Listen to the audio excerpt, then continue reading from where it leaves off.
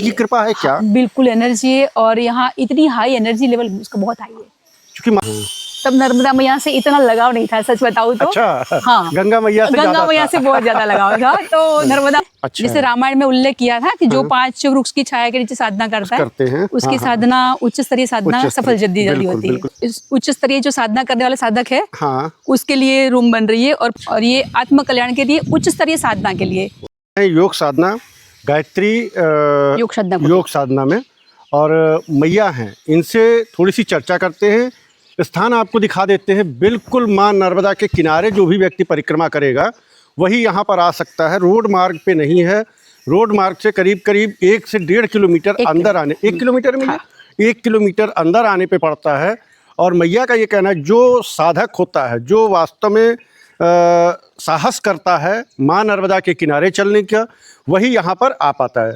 चलिए आपको माई के दर्शन कराते हैं। जैसे नर्मदा मैया वैसे ही जिनको अभी हम दिखाएंगे उनका स्वरूप हो गया है।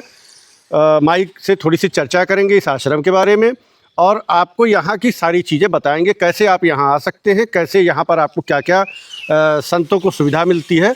नर्मदे हर माई, देखिए बिना बताए आए हैं हम, और आपके दर्शन हो गए, दुर्लभ दर्शन हो गए। माई थोड़ा सा इस स्थान के बारे में बताइए। नर्मदा मैया की गोद में है तो जाहिर है कि इसका स्थान बहुत पवित्र है। किस नाम से जाना जाता है? एक गायत्री योग साधना कुटीर है जी, और इसका शक्तिपीठ अहमदाबाद में है। अच्छा, CTM के पास, जहाँ बड़ौदा एक्सप्रेस एंटर होता है अहमदाबाद में, उससे 1 किलोमीटर दूर शक्तिपीठ है। और उसी शक्तिपीठ में लोक कल्याण के कार्य होते हैं। ये बनाया हुआ है। हमारा सौभाग्य है कि मैं यहाँ पहुँचा आपके पास, या प्रारब्ध होगा हमारा। मैया थोड़ा सा अपना नाम बता दीजिए। मेरा नाम मीना पटेल है। मीना पटेल जी। मैया कंस्ट्रक्शन चल रहा है, किस तरह का है, क्या बनवा रही हैं? अभी ये जो बन रहा है वो उच्च स्तरीय जो साधना करने वाले साधक है, उसके लिए रूम बन रही है, और परिक्रमावासी जो यहाँ से निकल रहे हैं, हाँ, उनके लिए भी ये रूम है। अच्छा, तो अभी वो 5 रूम और एक किचन बन रहा है, और डाइनिंग हॉल के साथ। ये साधकों के लिए है सब? हाँ, सारी के सारी रूम है वो अटैच बाथरूम वाली रहेगी, क्योंकि जो चलने वाले साधक होते हैं उनको दिक्कत होती है, वो थक के आते हैं, तो उनको कंफर्टेबल घर जैसा मिल जाए। बिल्कुल माई, इसलिए थोड़ा सा और बता। ये जो है ये साधना के लिए है। अच्छा। अभी हम लोग इसमें रह रहे हैं। अच्छा, कंस्ट्रक्शन हालांकि चल रहा है इसलिए। और ये 3 जो औदुंबर के एक साथ पेड़ है। कौन से भैया? औदुंबर है।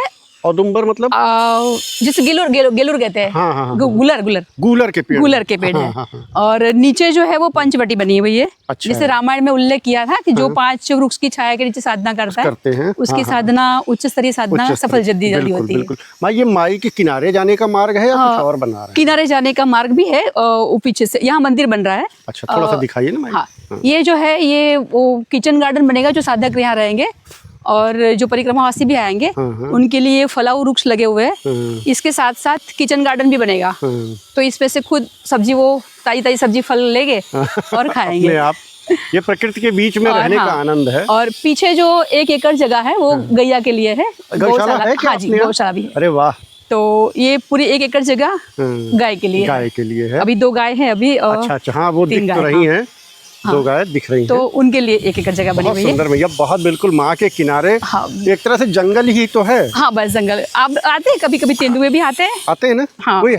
कोई प्रूफ है उनका आने के? हाँ, था ना, उसको पंजे मिलते हैं। अच्छा। कल ही वो पीछे वाली जो रूम है ना, उसमें झपाझपी हुई थी, तो वो 2 तेंदुओं के बीच में नहीं, कुत्ते थे, कुत्ते और तेंदुए के बीच। अच्छा, तो बच के निकला है। भाई, बड़ा खतरा भी है यहाँ पे। थोड़ा सा इतना, अभी देखो प्रकृति के उन लोगों के घर में हम लोग आए हैं। हाँ, बिल्कुल। तो ये चीज मानने वाली है कि हम उनके घर में आए हैं, तो हमको थोड़ा संभालना है। बाकी उनको क्या कर सकते हैं हम लोग, वो तो प्रकृति है। यहाँ एक सत्संग हॉल बनेगा साधकों के लिए, और जिसमें योगा भी कर सकते हैं, सत्संग भी कर सकते हैं। और ऊपर मंदिर बनेगा, एक गायत्री मैया का मंदिर बनेगा, और एक थोड़ा शिवालय छोटा बनेगा। नीचे ये सत्संग हॉल जो है जी, उसको इस जो 5 पवित्र वृक्ष है उसकी कंबाइन ऊर्जा मिलती रहे, इसके हिसाब से बने हुए ये। अच्छा, ये वो जो साधना की पद्धति होती है, हाँ, उसी के हिसाब से निर्माण हो रहा है।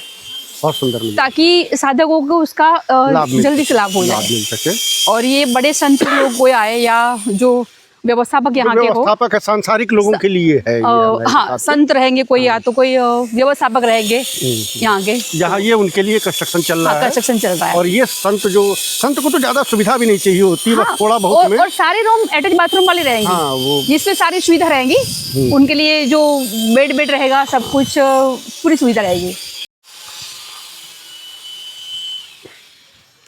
ये देखिए, ये पूरा गार्डन है क्या भैया? हाँ, यहाँ गार्डन बनेगा, अभी बन रहा है। अभी पेड़ थोड़े से लगाए हुए हैं, बाकी बाकी है। अच्छा, ये गार्डन का निर्माण है और मैया यहीं से, और नीचे जो गेट है वहाँ से नीचे मैया के दर्शन के लिए जा सकते हैं। सामने गेट बना हुआ है, यहीं से मैया के पास जाने का मार्ग है। तो यहाँ पर छोटा है मैया। अच्छा, हाँ। इसके उधर उस साइड क्या है, उत्तर तट पे कौन सा? वहाँ पे तिलकवाड़ा गांव है। अच्छा, तिलकवाड़ा उधर ही है? हाँ, तिलकवाड़ा उधर। अच्छा, जो मारुति धाम आश्रम, यहाँ से वो उत्तर वाहिनी परिक्रमा पूर्ण होती है। अच्छा, ये तो जो सैराव गांव है वो लास्ट गांव, जो पीपे का पुल बना था, हाँ, वो बस यही कॉर्नर पे।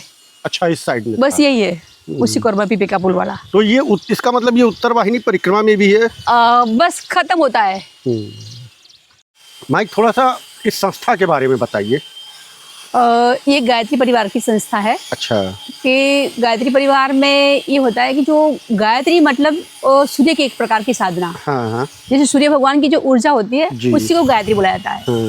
क्योंकि जैसे सूर्य भगवान की हम सीधे प्रत्यक्ष पूजा नहीं कर सकते। हाँ। प्रतीकात्मक रूप से गायत्री माता का चित्र बना हुआ है। वैसे है सूर्य की ही शक्ति, सूर्य मंत्र ही गायत्री मंत्र है। वो जो गायत्री मंत्र है वही सूर्य मंत्र है। हाँ, जैसे बोलते हैं हम लोग कि ओम भूर्भुवः स्वः, तो तीनों लोगों को प्रकाश देने वाला, स्वर्ग पृथ्वी और पाताल में प्रकाश देने वाला। तत्सवितुर्वरेण्यम, मतलब कि वो सविता देव जिसको हम वर्ण करते हैं। जब हम किसी को वर्ण करते हैं तो क्या होता है, उनकी सब जो संपत्ति होती है उसके मालिक भी हम बन जाते हैं। तो तत्सवितुर, तो वो सविता देव हम आपको वर्ण करते हैं। भर्गो दिवस सिद्धि में, तो फिर क्या हुआ कि उनका जो भर्ग तेज है वो हमें मिल गया। सूर्य की शक्ति क्या है? तेज है, प्रकाश है, नियमितता है, तो वो सबके हम भी अधिकारी हो गए। धियो न प्रचोदयात्, अब हम सबकी बुद्धि को सन्मार्ग की ओर ले जाओ। कि मतलब गायत्री मंत्र को महामंत्र इसलिए गीता में भी कहा गया है कि उसमें एक मंत्र जो बोलता है उसके साथ साथ जितने भी जुड़े हुए लोग हैं उन सबको इसका लाभ होता है। हम सबकी बुद्धि को सन्मार्ग की ओर ले जाओ। तो गायत्री मंत्र का महिमा इसलिए ज्यादा है कि वो सबके लिए प्रार्थना करता है। तो यहाँ जो उच्च स्तरीय साधना जो करनी है वो साधक यहाँ आएंगे, यहाँ ठहरेंगे और अपने आत्म कल्याण के लिए प्रयत्न करेंगे। कि जिसके लिए हम लोगों ने ये चूल्हा धारण किया है, जो शरीर धारण किया है, शरीर, हाँ, बहुत सुंदर भैया। हाँ, तो वो शरीर जो है धारण किया है, तो उसको सच में हम किस लिए यहाँ धरती पर हम आए हैं, हमारा अवतरण किस लिए हुआ है, तो अपनी पहचान अपने से कराने के लिए ये निर्माण हो रहा है। खुद को पहचानना, खुद को पहचानने के लिए, बस कि हम खुद की पहचान करने, इसलिए हम लोगों ने ये शुरुआत प्रक्रिया जो आपने बताई है वो खुद को पहचानने के लिए। हाँ, खुद को पहचानने। बहुत सुंदर वर्णन किया भैया। ये मैं इतना ही कहना चाहूँगी कि पहले हिमालय और गंगा मैया का बहुत क्रेज था मुझे खुद। हाँ। और पूरे जीवन में हमेशा गंगा मैया के ही गुणगान गाती रहती थी और हर बात सपने भी हिमालय के आते थे, हिमालय जाती रहती थी हमेशा। फिर जब हम लोगों ने ये साधना कुटीर का निर्माण जो है वो हिमालय में जाके करने का सोचा था कि वहाँ जाके बनाएंगे, बिल्कुल गंगा मैया के किनारे। और जब एक मीटिंग हुई तब पता सबने बोला कि भाई गंगा मैया के किनारे तो जाने आने का सबको सुविधा भी नहीं रहेंगे, थोड़ा दूर रहेगा। गंगा मैया वैसे भी चंचल है तो उसके कलकल ध्वनि ध्यान में डिस्टर्ब करेगी। तो उन्होंने सबने बोला कि ऐसा करते हैं कि नर्मदा मैया का किनारा देखते हैं। तब नर्मदा मैया से इतना लगाव नहीं था, सच बताऊं तो। अच्छा, हाँ, गंगा मैया से बहुत ज्यादा लगाव था। तो नर्मदा मैया के लगाव नहीं था, पर अभी तो ये हो रहा है कि गंगा नर्मदा मैया ही हमारा जीवन ही हुई। ये देखने से ही ऐसा लगाव हो जाता है, मैया को देख ले। हाँ, फिर यहाँ पे आई, फिर जगह देखी हम लोगों ने बहुत सारी, पर जो एक एनर्जी जो गंगा मैया के किनारे मैंने देखी थी वो नहीं मिल रही थी कहीं मेरे। अच्छा। और धीरे धीरे देखते फिर ये जंगल जैसा था, पूरा जंगल ही था।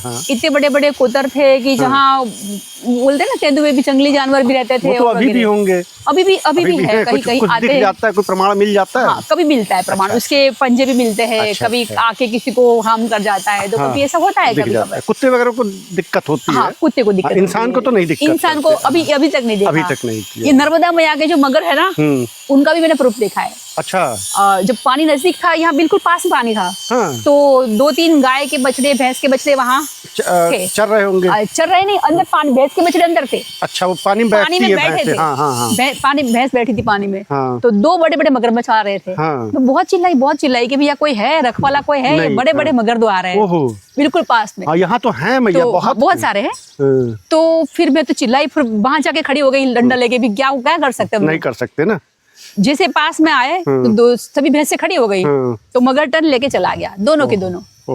तब मेरे को इतना चमत्कार लगा कि ये मैया का चमत्कार ही है। नहीं तो छोटे तो ले ही जाती, बच्चों को तो ले जाते, छोटे बच्चों को ले जाते, छोटे बच्चों पे अटैक कर देते। तब से डर नहीं लगता मैया में। अभी 1-1 घंटे बैठ के हम लोग साधना भी मैया में करते, सायं साधना। आप मतलब यहाँ बहुत मगर है मैया, बहुत फिर भी कुछ नहीं कर रहे। अभी आज तक मैं 5-6 साल से यहाँ रह रही हूँ, पर अभी तक मैंने कुछ नहीं देखा कि कोई कुत्ता भी मगर ले गया है।